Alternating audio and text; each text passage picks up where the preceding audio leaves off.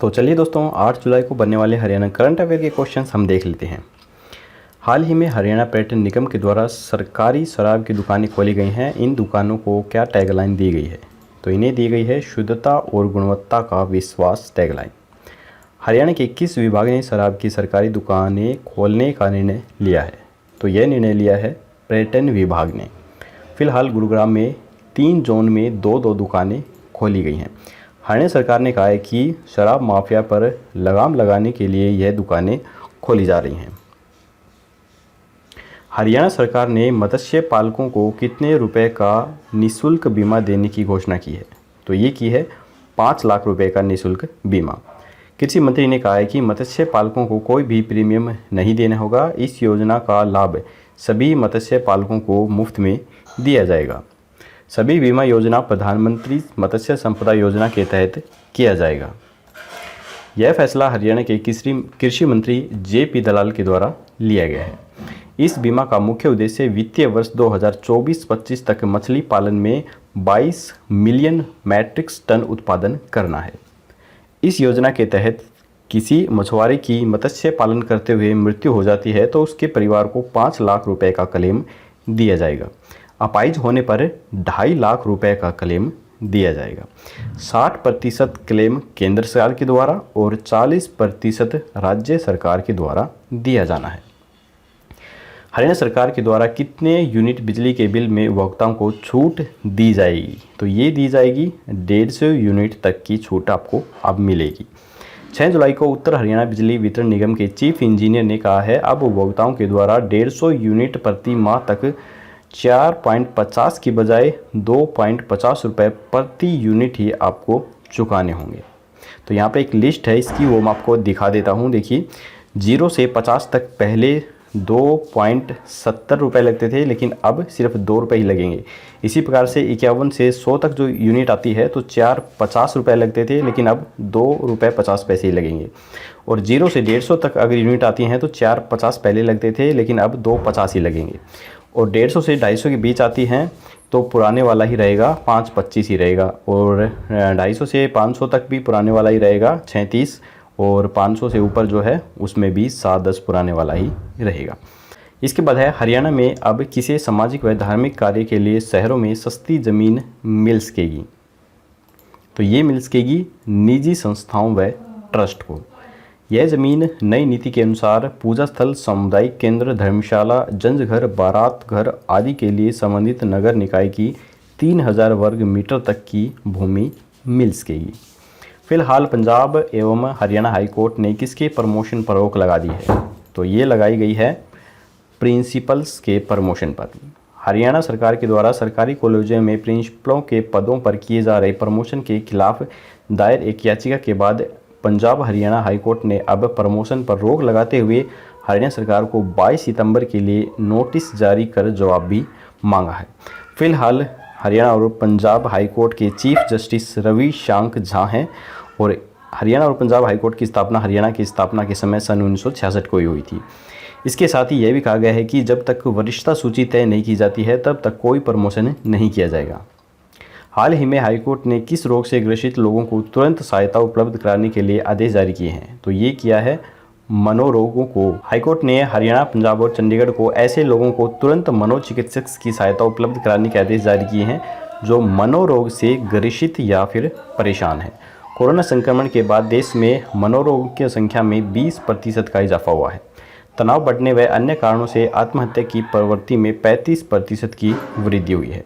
फिलहाल नौकरी चले जाने और व्यापार में घाटा होने के कारण बहुत सारे लोग मनोरोग के शिकार हो रहे हैं। हरियाणा में कितने सरकारी कर्मचारियों को अपग्रेड किया जाएगा? तो ये किया जाएगा 3 लाख सरकारी कर्मचारियों को अपग्रेड।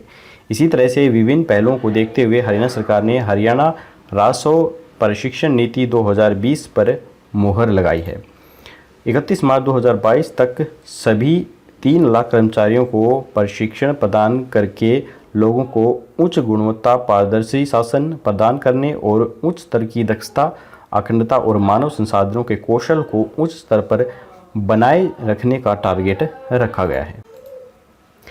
इसके बाद है, हाल ही में सरकार ने फैक्ट्री अधिनियम 1948 के कुछ प्रावधानों में छूट देने के लिए फैक्ट्री अध्यादेश 2020 लाने की मंजूरी दी है। नए उद्योगों पर यह अधिनियम कब तक लागू नहीं होगा? तो ये 3 साल तक फिलहाल लागू नहीं होगा। नए उद्योगों पर 1000 दिन की अवधि के लिए फैक्ट्री अधिनियम लागू नहीं होगा। इससे नए उद्योगों को बड़ी राहत मिलेगी। कोरोना संकट के बाद उद्योगों को आर्थिक संकट से उबारने में भी इससे मदद मिलेगी। रोजगार के अवसर उपलब्ध होंगे और निवेश बढ़ेगा।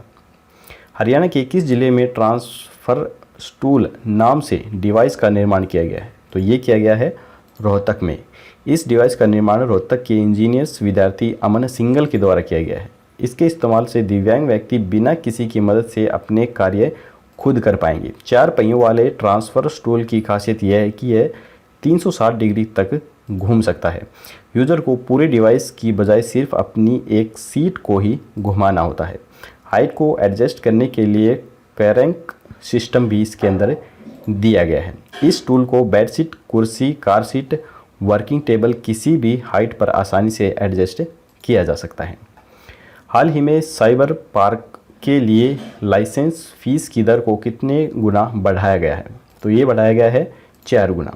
साइबर सिटी परियोजनाओं का विकास वर्क लीव प्ले अवधारणा पर किया जाएगा, जिसमें आईटी घटकर 66%, वाणिज्य 5 से 8% और आवासीय 22% एवं मनोरंजन पर 4% अनुमोदन किया जाएगा।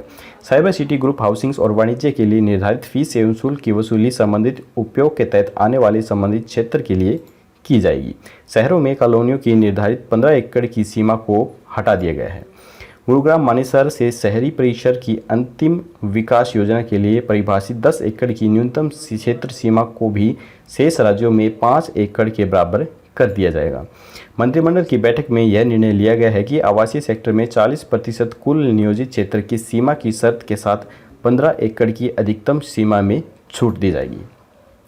हरियाणा सरकार के द्वारा कारोबार को मजबूती प्रदान करने के लिए मंत्रिमंडल ने हाल ही में किस संशोधन को मंजूरी प्रदान की है? तो ये की है हरियाणा उद्यम प्रोत्साहन विधेयक 2020 को मंजूरी।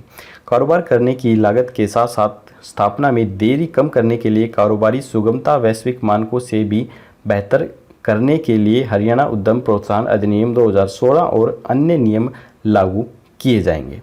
तो ये थे आज के हरियाणा की क्वेश्चंस। अब हम देख लेते हैं आज की हरियाणा की टॉप न्यूज़। प्रदेश में आज 495 कोरोना के नए केस आए सामने। इसके साथ ही कोरोना संक्रमितों का आंकड़ा हुआ 17,999। स्वच्छता सर्वेक्षण 2021 नया पोर्टल लॉन्च कर दिया गया है। स्वच्छता सर्वेक्षण 2020 के रिजल्ट अभी तक जारी नहीं किए गए हैं। सीएम मनोहर लाल खट्टर ने युवा उद्यमियों को हरियाणा में सूक्ष्म लघु और मध्यम उद्योग के तहत अपनी इकाइयां स्थापित करने के लिए राज्य सरकार के विभिन्न श्रेणियों के 56 समूह की पहचान की है, जो कि राज्य की 22 जिलों में स्थापित की जाएंगी। इसके तहत लगभग 70,000 लोगों को रोजगार मिल सकेगा। उप मुख्यमंत्री दुष्यंत चौटाला ने कहा है कि अब प्राइवेट कंपनियों में 75% स्थानीय युवाओं को नौकरी देने के राज्य सरकार के निर्णय से वर्तमान में निजी फर्मों में रोजगार युक्त कार्यरत किसी भी व्यक्ति की नौकरी अब नहीं जाएगी। तो ये थी आज की हरियाणा की टॉप न्यूज़। अब हम देख लेते हैं कल का क्वेश्चंस। कल हमने आपसे पूछा था हरियाणा के किस जिले में अति आधुनिक स्वदेशी तकनीकों का शोध करने के लिए शोध संस्थान बनाया जाएगा। तो इसका जो राइट आंसर है वो है फरीदाबाद में। 4 नंबर हमारा राइट आंसर है। इंडियन ऑयल कॉरपोरेशन ने आयातित वस्तुओं को रोकने के लिए अति आधुनिक स्वदेशी तकनीकों का शोध करने के लिए प्रारूप तैयार किया है। यह संस्थान फरीदाबाद इंडस्ट्रियल मॉडल टाउन में 2082 करोड़ रुपए की लागत से 60 एकड़ भूमि पर बनाया जाएगा। इस संस्थान में 18 महीने में इंडियन ऑयल अनुसंधान एवं विकास संस्थान में मौजूद 400 वैज्ञानिकों सहित 1000 वैज्ञानिक विशेष तकनीकों को सूक्ष्म तकनीक में बदलने पर फोकस करेंगे। तो चलिए अब हम आज का क्वेश्चन देख लेते हैं। आज का क्वेश्चन है हरियाणा की किस यूनिवर्सिटी में ऑनलाइन आयोजित इंडो यूएस अफगानिस्तान 2 दिवसीय अंतर्राष्ट्रीय प्रशिक्षण का समापन हुआ था? तो ये आपको बताना है। यहाँ पर 4 ऑप्शन दिए गए हैं। आपका जो राइट आंसर है वो आपको हमें कमेंट बॉक्स में लिख के बताना है। कल की वीडियो में आपको इसका आंसर मिल जाएगा। तो दोस्तों हमारी वीडियो यहीं पर ख़त्म होती है। अगर आपको वीडियो पसंद आई तो लाइक जरूर कीजिएगा और चैनल पर नए हैं तो सब्सक्राइब करना बिल्कुल मत भूलिए। हरियाणा जीके से संबंधित ज़्यादा जानकारी आप हमारी वेबसाइट www.haryaniadistrict.com पर भी जाकर पढ़ सकते हैं, जिसका लिंक मैंने इस वीडियो के डिस्क्रिप्शन में भी दे रखा है। तो चलिए दोस्तों कल मिलेंगे एक और नई वीडियो के साथ। तब तक के लिए जय हिंद, जय भारत।